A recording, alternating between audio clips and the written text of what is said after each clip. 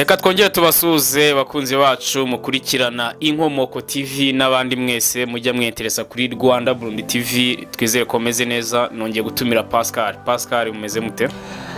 Tumeze neza, reka twizere ko n'abadukurikira bakomeje kugubwa neza, ariko turabibutsa gukomeza gushyigikiriza ishene mu by'umwihariko bareba ibiganiro byacu kuri Rwanda Burundi TV no ku Nkomoko TV, bakaduha n'ibitekerezo buriya birushaho kudufasha kumenya ibyo dukwiye kubaganiriraho, cyane cyane kubera ko geopolitique ndetse n'amateka ni bigari cyane, kubera ko ntabwo twabasha kuvuga byose, ariko iyo tugendeye ku bitekerezo byanyu biba byiza kurushaho.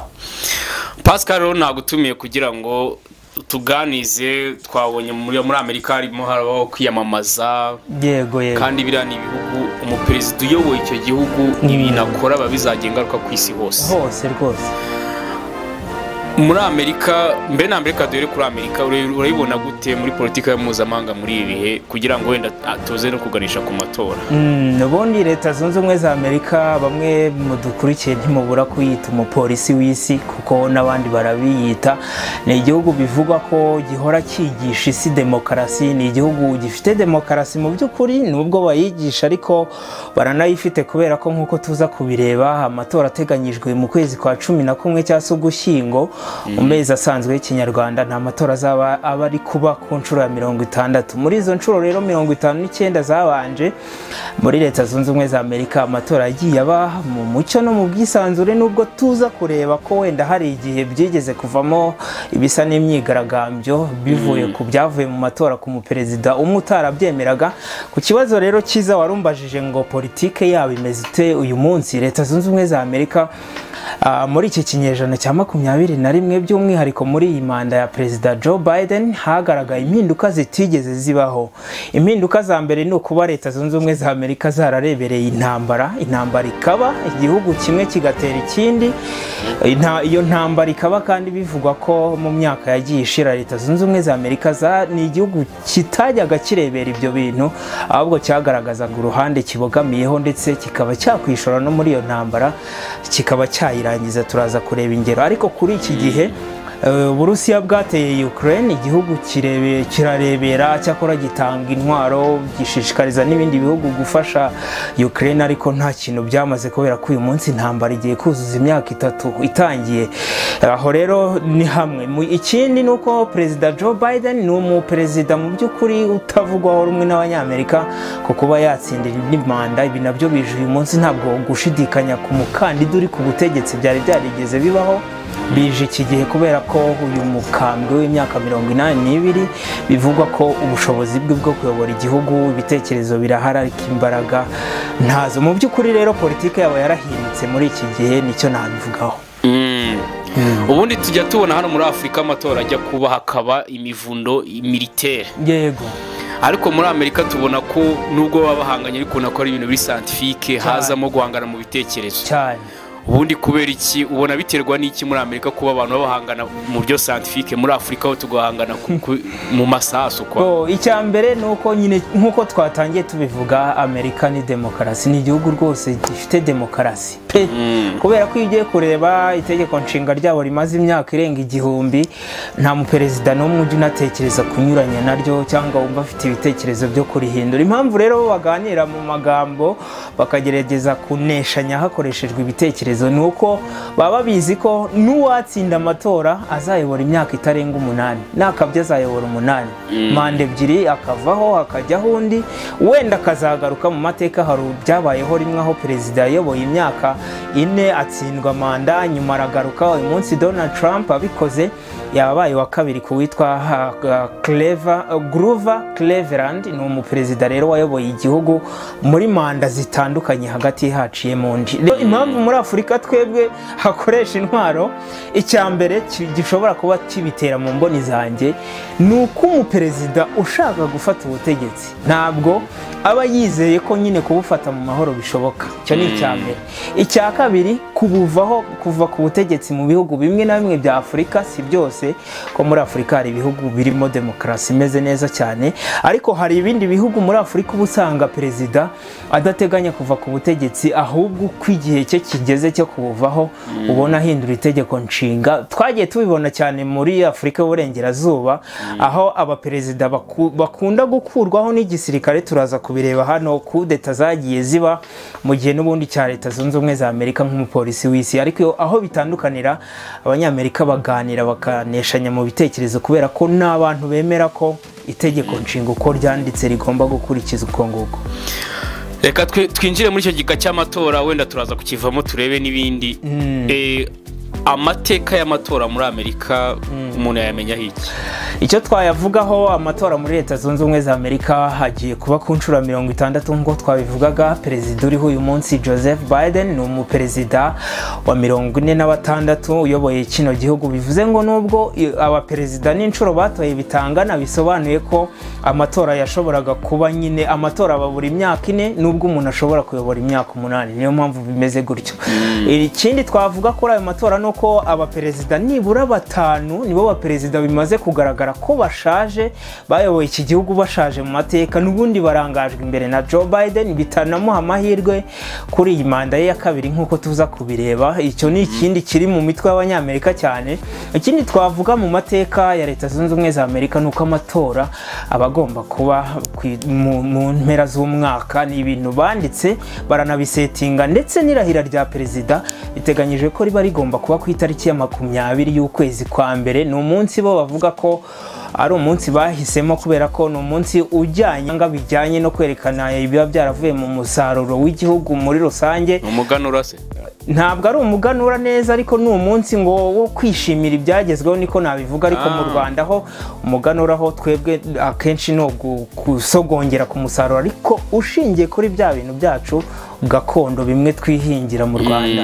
Muri Amerika rero kandi uwo munsi w'itariki ya 20 y'ukwezi kwa mbere iyo uhuye no ku cyumweru, bitewe no igihugu ari icy'abaporoso, perezida arahirira mu muhezo, hanyuma iyo ndahiro ikazasubirwamo ku karubanda imbere y'abaturage. Ariko ni ibintu bidakunda kuba. Amatora rero n'ubundi uyu mwaka ateganyijwe ku itariki ya 5 y'ukwezi kwa 11 muri uyu mwaka. N'ubundi nyine urumva turacyafite amezi 8 imbere. Ayo mezi 8 rero harimo ibikorwa byo kwiyamamaza byanatangiye ku bakandida rero bahatanye muri aya matora. Ubundi iyo turebye kuri liste y'abaperezida bayoboye Amerika bageze muri 46. Yego. Ese iyi systeme y'ukuntu umuntu azakava ku butegetsi mu mahoro, ukuntu basetinga ibyo bintu ngo byo kurera ku itariki 20 kandi bikaguma bikabaho nta bantu babyica, ubwo byavuga ko buri muntu wese uri muri iyo federale koko ashyigikiye ko iyo federali baho, cyangwa n'abantu bashaka kwigumura ariko bakabura aho banyura? Twigeze kubivuga muri Amerika, hari umutwe uwo bawita QAnon. Ni umutwe utavuga rumwe n'ubutegetsi bwa Leta Zunze Ubumwe za Amerika, ukorana bya hafi n'undi mutwe nawo urwanya ubutegetsi bw'Ubudage. Ni abantu bizera ko ibihugu byabo, yaba Leta Zunze Ubumwe za Amerika cyangwa Ubudage, byagurishijwe, birimo abantu badakwiye kubibamo. Ni imitwe nyine y'ivangura rishingiye ku moko, ariko amoko aturuka kuri bya bitekerezo by'abanazi byo kumva ko abaturage cyangwa ubwoko busumba ubundi hari ubwoko bw'Abadage cyangwa se abitwa Abariye. Ubwo rero no muri Amerika uwo mutwe witwa QAnon urahari, ariko ho uvuga ko igihugu kidakwiye kuba amabirabura, perezida adakwiye kuba afite andi maraso, kubera ko byagiye bigaragara ko abaperezida ba Leta Zunze Ubumwe za Amerika baba badafite n'inkomoko y'ibisekuru na bibiri muri Leta Zunze Ubumwe za Amerika. Nubwo Barack Obama we bivugwa ko yari afite uruhu rw'abirabura yanavukiye cyangwa afite umubyeyi w'umunyakenya, ariko na Donald Trump nubwo ari umuzungu, ariko buriya ntabwo afite ababyeyi b'abanyamerika. Ise Fred Trump ni Umudage, hanyuma nyina akaba umunya-Ekose cyangwa se Scotland. Urumva ni umuntu utashakira ibisekuruza bye muri Amerika, usibye kuba yarahavukiye gusa.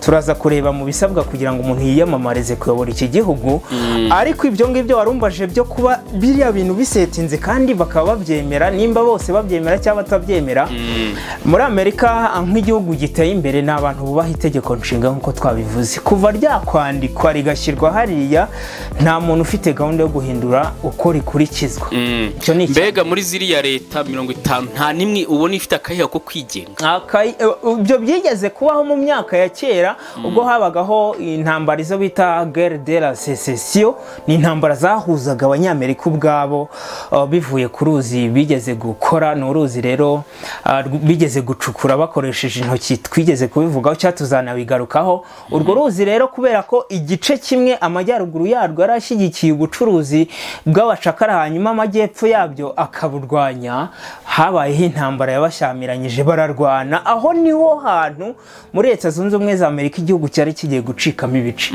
ariko uyu munsi nta bihari leta zose ziyobowe mu buryo ziba wenda zemera ahubwo usanga abo bantu batandukanye batavuga rumwe n'ubutegetsi cyangwa bafite imyumvire yuko igihugu cyatwawe bashobora kuva muri leta zitandukanye ahubwo bakihuza yego none bari abaperezida bose tubona 40 n'abangaye ni bose bemera ko batsinzwe amatora akavuga ati nayatsinzwe cyangwa wari wigeze guteza akavuyo uwakoze agashya ni Donald Trump mu mwaka wa 1999 n'ubundi yigeze kwiyamamariza kuyobora kiriya gihugu ubwo bari barimo bashaka umuperezida uzasimbura Bill Clinton ubwo rero yari mu bakandida bahataniye uyu mwanya yaje gutsindwa n'abarimo witwa Pat Buchanan nubwo nawe atayoboye icyo gihugu ahubwo yatsinzwe n'uwitwa George Walker Bush ni umwana wa Herbert Walker Bush ni umuyobozi n'ubundi nawe wabanjije Bill Clinton kutemera rero gutsindwa byo byagiye bibaho ariko abaperezida byagaragayeho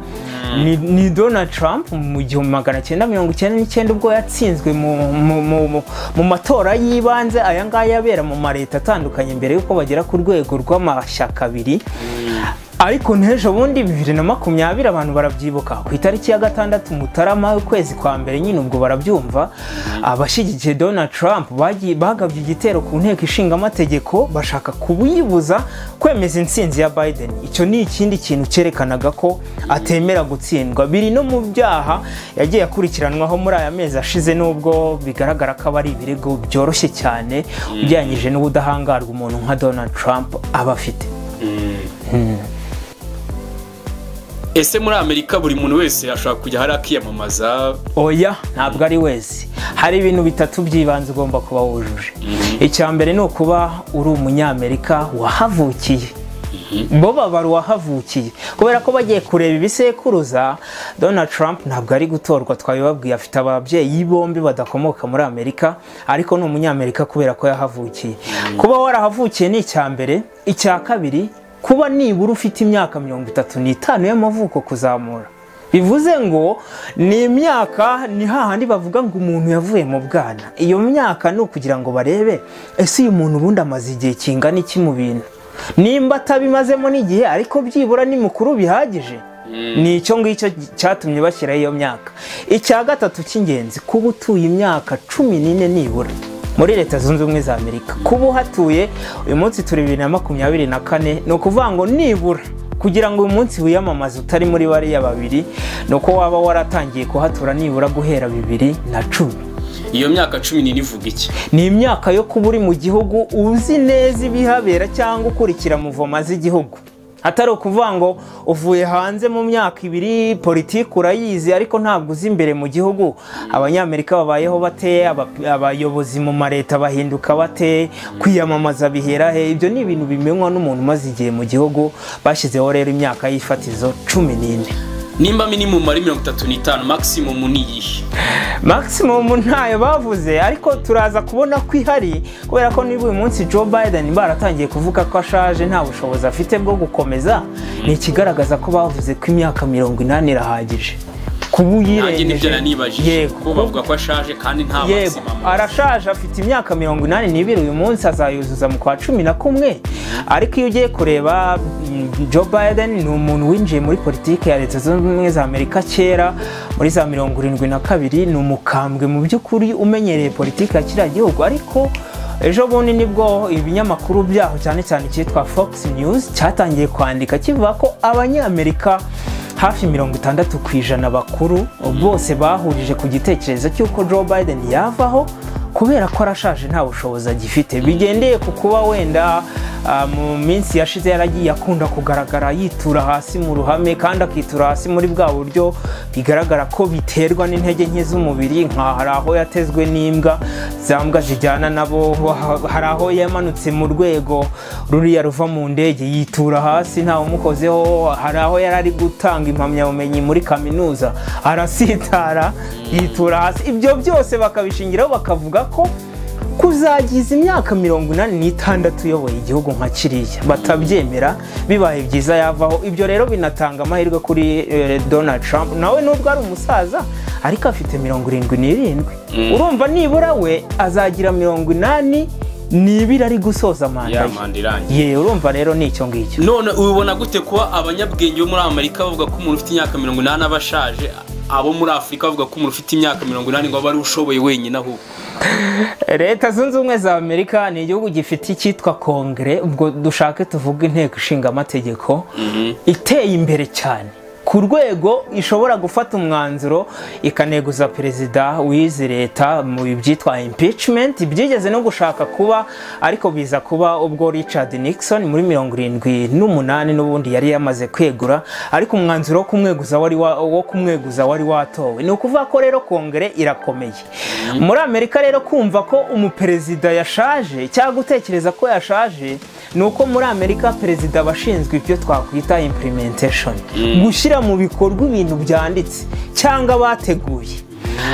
bafashe ibintu barabyaranja bubaka inzego neza ejo bundi twabikozeho aho igihugu gifite inzego zubatse neza burya gutera imbere biroroha inzego zabo zubatse neza ariyo mpamvu bavuga bati uratindaho kubera iki nimba bigaragara ko nta kazi gakomeye ufite ibintu atari wowe uri umutwe wabyo ni we shusho y'igihugu ariko si wowe ushinzwe gutekerereza igihugu cyane vaho hajyeho umuntu ubishoboye kubera ko ntabwo azacibwa intege nuko adafite experience kubera ko inyuma afite abakora ibyo bintu bitandukanye no muri Afurika rero aho usanga perezida afite ubutware bwose mu gihugu ndaguha nk'urugero ubwo perezida nyakwigendera Robert Mugabe yayoboraga Zimbabwe ni umuyobozi wageragaho neza ukabona igihugu kimeze nk'aho cyabuze umurongo kubera ko ataravuga yayoboye igihugu imyaka myinshi muri Afurika hari abaperezida bagiye batindaho nka Paul Biya muri Cameroon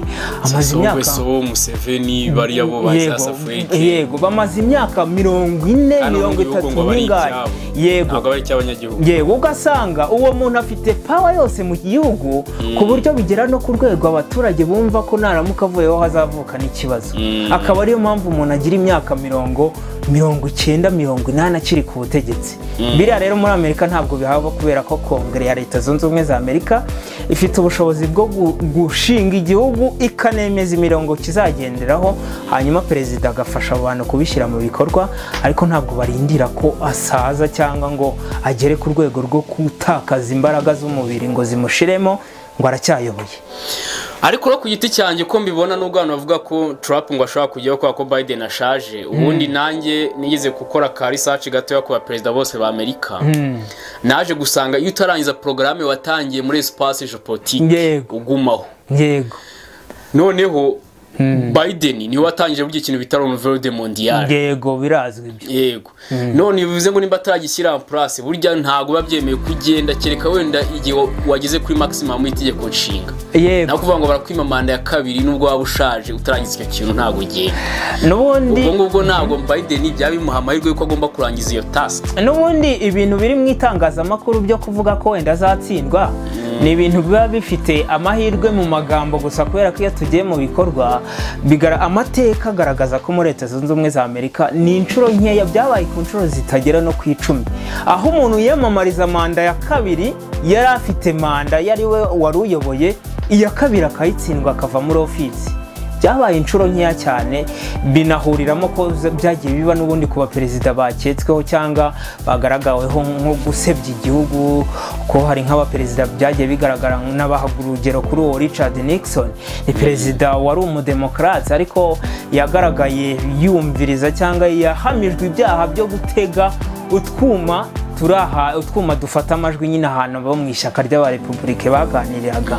Icyo ni ikintu kiba kigaragaza ko utizeye irindi shyaka nubwo uri perezida. Habayeho impeachment, bateganya ko yegura mu itegeko nshinga babirimo mu gihe perezida yakoze ibinyuranye n'amategeko aba ashobora kweguzwa. Ibyo byarabaye, ariko kuba perezida nk'ubu Biden yatsindwa iyi manda ya kabiri yikurikiranya kandi ari we perezida, byagiye biba gake cyane ku buryo tuvuga ko iriya mishinga yatangije hari amahirwe menshi ko ashobora kuzayirangiza, wenda bigoye yarashaje nk'uko babivuga, ariko gutsinda byo birashoboka, nubwo nanone amahirwe utabura kuyashyira ku byo imbere mu gihugu bo baba batangaza. Watubwira impamvu Franklin Delano Roosevelt yayoboye manda 3? Ariko nta Franklin Delano Roosevelt, ubundi mu mateka ya Leta Zunze Ubumwe za Amerika hari abaperezida bavuga ko badasanzwe. Kuvuga ko badasanzwe no kuba wenda hari ikintu gihambaye umuntu aba yarakoze cyangwa se yazanye ikintu gishasha kitari kizwi. Ubundi buriya banakubwira ko na Dwight David Eisenhower naho ubundi yari akwiye manda nyinshi zishoboka nk'uko abanyamerika babivuga, kubera ko ku gihe cye David Eisenhower ni umwe mu bantu bashinze ibintu bikomeye cyane. Niwe washinze NASA, bivuze ngo ibintu by'ubwastronaute byatangiye binatera imbere ku gihe cye, kandi ubona ko ari byo byavuyemo iterambere no kwiharira imbaraga ingufu z'isi yose tubona uyu munsi byaturutse aho. Ariko ntabwo yayoboye manda zirenze 2. Roosevelt rero we kuyobora ziriya manda zose byatewe na transition cyangwa gushaka guhindura ibintu ariko igikorwa ntikirangire. Tuzafata umwanya dusobanurira abantu ibyanditse mu itegeko nshinga rya Leta Zunze Ubumwe za Amerika n'ikintu kiba gishobora gukorwa, ndetse n'igitekerezo ahantu cyava cyo kuvuga ngo ingingo iyi niyi tuyihindure. Nimba wenda tuvuge mu myaka iri imbere bashobora kuzagira imyaka 5 ya manda, ese ibyo bintu byaganirwaho gute? Uriya rero yayoboye manda 3, tuzabakoraho ikiganiro kubera impamvu zirimo nk'ubudasa, niko nabivuga, ariko tuzabivugaho. Njyewe nkeka ko ari wa mujyo nakubwiye ko ibintu warushinze batemera kugenda utabirangije. Nivuga ngo harimo intambara kabiri y'isi Amerika yatangije. Yego. Noneho gutinda kwe bagira ngo ba making ubwongereza uko tubona. Ariko nanone ko nibwo basinye amasezerano nande na Winston Churchill. Yego, kumwe na Joseph Stalin. None nimba yari agifite akazi babona. Ariko kiragihe nanone perezida wari uri mu nteko nanone nubwo yakoze ibyo bintu, ariko nanone hari Truman wabaye nk'umusika tuve ko ari we wamusimbuye, nawe harimo kuboko kwe. Harya ne washinze OTAN. Hari Truman niwe washinze OTAN. Urebye muri conference bita yabereye Yalta ni muri Ukraine kiriya gihe nyine, ariko Leta Zunze Ubumwe z'Abasoviete zari zitarasenyuka. Hari hakiri muri Leta Zunze Ubumwe z'Abasoviete, ariko ni muri Ukraine y'uyu munsi. Ariko Yalta icyo gihe yari strategique bingana iki kuko imeze nka Davos icyo gihe. Ahubwo kandi nanone ikamera nka Versailles ya kiragiye muri kiragiye cy'intambara ya mbere y'isi. No kuvuga ngo kabagara agace cyangwa umujyi bahisemo uberamo ibintu bya politike y'igihugu, ugasanga n'abashyitsi bakirwa niho bajyanwa mu rwego rwo kuvuga ngo aha nibwo twizeye umutekano, aha nibwo twizeye wenda ko ibintu byagenda uko byakagenze. Nta gihugu kitagira umurwa uri strategic cyangwa agace. Kuko kumbwira nka Bush ngo yari kubura manda ya kabiri atarangiza Iraq na Syria, nubwo yari kubashaje gute ntago bari kwemera akagenda. Ariko Bush Obama kuba atarangiza ngo bya Gaddafi ngo na Saddam nako na Bin Laden kumbwira ngo aragenda ntiyabashaje. Imishinga yahari iratangaje, ariko se ni iyihe mpamvu ahubwo biza bigahurirana n'igihe uwo muntu abazamara? Kuko nka Obama nubwo yavuye ku butegetsi 2016, ariko abo ba Osama ba Gaddafi bande bose yabishe akiri muri manda ya mbere. Ariko aba structure zo kubica ntabwo Gaddafi yari umuntu ugomba kwica umunsi. Oya, biragoye Gaddafi kubera ko yari umuntu ukomeye cyane, yigeze no kugaba igitero kuri Leta Zunze Ubumwe za Amerika azisanze mu Budage.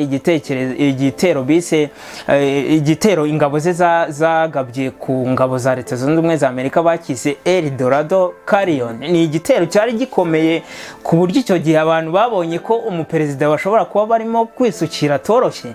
Byari byarahereye ku ngoma ya Ronald Reagan. Gaddafi kuyobora iriya myaka myinshi ntabwo yahanganye n'umuntu umwe, nubwo wenda yishwe n'umuntu umwe, ariko umushinga wo kumwica watangiye kera cyane. Afurika yunze ubumwe igishingwa Gaddafi kumwica, none se Ronald Reagan amutera bwa mbere Tripoli hari muri 1986 ko Gaddafi yafashe ubutegetsi muri 1969. Yamaze muri iyo myaka 42 rero abaperezida bagiye bagerageza gutegura imishinga yo kuzamuhirika, nubwo wageze ku ntego nyirizina tuvuga ari Barack Obama. Urumva ko by'ukuri nubwo wakwica Gaddafi muri manda ya mbere, ingaruka z'ibyo bintu no bukene kugira ngo uzazi balance cyane, kubera ko yego imitwe y'abatuarege n'abitwa Batubu yagiye iva muri Libya ikimukira muri Sahel, yari imitwe ikomeye cyane ihungabanye n'ubundi inyungu za Leta Zunze Ubumwe za Amerika n'uburengerazuba muri biriya bihugu. Yaragikenewe rero kugira ngo abihoshe. None dukombayininze ayo mateka yahise kujyanye n'amatora muri Amerika, gakombayininga n'ibiriho kuri ubu muri media nayo hose. None wowe urana muri barakandida babiri ari ndiri gutsinda aya matora. Buriya biba byiza kureba kuri realite y'ibintu bihari mu mateka. Twatangiye tubibwira abadukurikiye ko kubona perezida uriho yatsinzwe muri manda ya kabiri biba gakeya, kubera ko aba yarakoze inzira zose zimutegura, cyane cyane nk'ibyo Joe Biden aherutse gukora byo kongera imibare y'abademokrate mu nteko ishinga amategeko, kandi nayo ibiri muzigira uruhare cyane mu zatsinda amatora. Ibyo ni ibintu byiza. Ikindi cya kabiri nuko bitwa ko ari abagore bakomeye muri kiriya gihugu ntabwo buriya bemera Trump, ntabwo bemeranya nawe bitewe nuko bamwita umuntu uhohotera abagore cyangwa utabaho uburenganzira bwabo. Ariko ikindi gikomeye nuko mu mateka ya Leta Zunze Ubumwe za Amerika umuperezida uriho nyine nk'uko twari tubivuze aba afite amahirwe menshi. Ntekereza ko rero iby'imbere mu gihugu tubyirengagije cyane, nubwo nabyo bitabura ijambo ritoya, ariko uhabwa amahirwe menshi cyane ni Joe Biden, bitewe nuko Trump n'ubu ngubu nubwo ari gutsinda mu matora yibanze mu mareta, ariko ntago bikuraho ko hari abakivuga ko afite ubusembwa bwo kuba hari ibyaha akurikiranwe burimo guteza imyigaragambyo. Ibintu nk'ibyo byose ntekereza ko Joe Biden mu busaza bwe ntabwo bizabuza kuba yatsinda amatora. Ikindi cy'ingenzi twabwira abantu nuko muri Amerika ni amatora y'abantu, cyangwa se ni amajwi 538. Kugira ngo umuntu atsinde nuko agomba kugira 1/2 kurenzaho ijwi rimwe, no kuvuga amajwi 270 niyo umukandida agira akaba atsinze amatora. Ziriya leta rero 50 zingahe nazo ntabwo zihagararirwa kimwe, no kuvuga ngo leta ihagararirwa bitewe n'umubare w'abaturage bayigize, bikongera bigaterwa n'umubare nyine w'ubutegetsi cyangwa uko ubutegetsi bwubakitse muri iyo leta. Ndaguha urugero nka leta ya California irimo imijyi ikomeye, imijyi hafi ya yose ikomeye muri Leta Zunze Ubumwe za Amerika ibiri muri leta ya California. Niyo leta igira amajwi menshi, igira abayihagararira mu matora 54, niyo ya mbere. Iya kabiri yindi nayo ni leta ya Texas, nayo ihagararirwa n'abantu 40. Iya gatatu ni Florida n'abantu 30, ariko izihagararirwa n'abantu bake cyane ni ya nyuma bita Wyoming, ihagararirwa n'abantu 3 gusa. Indi wenda yibanziriza ni yitwa Vermont, nayo ni 3. Inyinshi hari leta nk'icumi zihagararirwa n'abantu 3. Ubwizo nta service terene. Yego, no kuvuga ngo nk'izo ngizo ubaye ukunzwe uri umukandida ukaba ukunzwe, ibyo ntabwo byatuma utsinda amatora. No kuvuga ngo kugira ngo umuntu atsinde amatora bisaba kuba afite ubwiganze muri leta zigira abakandida benshi. Yego, nk'izo za California na Texas. None ubwo ya maturage ya matora y'abaturage asanzwe ubwo baba yasize, ntabwo hari yabo batora ngo umuturage agenda ajye kuri site yitora bamuha urupapuro ruzinga rushyire hariya. Oya, muri Leta Zunze Ubumwe za Amerika habamo leta, ni leta nyine nk'uko tubyumva. Muri buri leta rero haba hari inzego z'imiyoborere. Inzego z'imiyoborere zihera kuri meya w'umujyi, hari umuyobozi w'iyo leta, ukamanuka ukagera nk'uko twakwita nka mutwara sibo, ni umuntu uba uyobora urwego rwa mbere rubanza. Abo bantu bari muri iyo leta rero baba bafite amajwi, buri muntu aba afite ijwi rimwe. No kuvuga ngo ariya 54 tubona muri California ni abantu 54. bazahagararira iriya leta barimo ubwo meya w'umujyi guverineri runaka inde yego abayobozi yego nisa abaturage ko nabo numva ngo baratora abaturage nyine bo gutora ni nka kwa kundi mu nzego z'ibanze abantu bashobora kuvuga bati wenda dukeneye gitifu w'akagari dukeneye uzajya kwiyamamariza kuba gitifu w'akagari twebwe imbere mu masibo tukaba twahitamo umukandida tukamutora perezida abaturage oya bo batora umuntu uzabahagararira uwo muntu nawe akazagenda azamuka paka ageze ku rwego rwo kubahagararira nyine ubutegetsi bwa Biden nta n'imwe twabonye aza muri Afurika yego ese ibintu byo muri Afurika Biden ntago yigeze abiha agaciro so kutabiha agaciro twagiye tubona akunda kohereza Anthony Blinken cyane umunyamabanga wa leta rero umunyamabanga wa leta ushinzwe ububanyi n'amahanga muri Leta Zunze Ubumwe za Amerika twagiye tumubona mu ngendo cyane muri Afurika usibye no kuvuga ngo ntabwo yayitayeho cyane ariko Joe Biden kuva nyine yatsindiriye iyi manda n'umuntu ntabwo nzi niba bifitanye isano n'icyo kibazo cy'ubusaza ariko no mu bindi bihugu so umuntu ugenda cyane kubera ko nko mu 2021 mu nama yabahuje n'Ubushinwa ubwo bari ku ntambara cyangwa kumvikana ku kuba hahoshwe intambara ishobora kuvuka hagati y'Ubushinwa na Taiwan yohereje Madame Nancy Pelosi abari ujya guhura na Xi Jinping ni ukuvuga ngo ntabwo ari umuntu ugenda ariko nko muri Afurika ho icyo twabivugaho nuko ku gihe cya Joe Biden hagiye haba ibintu bitangaje ko muri Afurika bya bihugu twita ko biri munsi y'uburengerazuba bw'isi byagiye bibamo kudeta za gisirikare nyinshi abantu barahirima muri Mali byabaye kabiri muri Burkina Faso biba kabiri muri Gabon biraba muri Niger biraba muri Guinea hose byarabaye igihe ibintu byabaga twagiye twumva abantu bavuga ko ari Amerika iri gucika intege muri Afurika byari bihagaze bite ibyo byo biranashoboka cyane kubera ko kuvugwa kw'ibyo bintu byahuriraga n'ubundi n'ubufatanye twagiye tubona amakontrasinywa cyangwa amasezerano agasinywa hagati y'ibyo bihugu byabaye mihirikwa ry'ubutegetsi n'Uburusiya Uburusiya nk'igihugu kitavuga rumwe na Leta Zunze Ubumwe za Amerika urumva ko rero utapfa kurenza ingo ibyo bintu byavugwaga ko irimo iracika intege kandi koko ni nabyo kubera ko uyu munsi iyo urebye ibihugu bimwe na bimwe byahoze byigaruriwe n'uburengerazuba bw'isi batangiye kwirukanwayo barirukanwe bamwe uyu munsi Uburusiya bukorana n'ibihugu nka Mali bimwe byatangiye no kwigumuraho mwumvishe ko igihugu cya Mali Burkina Faso ndetse n'igihugu cya Guinea byikuye muri CEDEAO byavuze ko bizikura muri CEDEAO ariko basanga hari byinshi bizangirika bemera kumva ibyo byasabaga yego intambara Ukraine nta ruhari iri bugire mu matora yo muri Amerika n'ubushize yarugizemo kubera ko kuba Donald Trump yaratowe bivugwa ko abarusiya burana ni kimwe mu bihugu bikomeye cyane mu bijyanye n'ikoranabuhanga rya mudasobwa